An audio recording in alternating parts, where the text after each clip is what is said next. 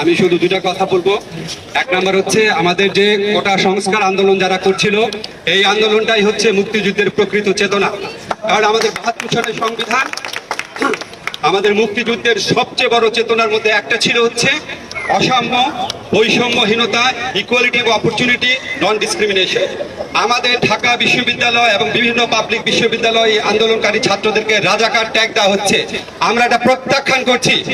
আমাদের ঢাকা বিশ্ববিদ্যালয় বা পাবলিক বিশ্ববিদ্যালয় কোনো ছাত্র রাজাকার না। 1971 সনে বড়জোর 1% রাজাকার ছিল, বাকি 99% ছিল মুক্তিযোদ্ধা।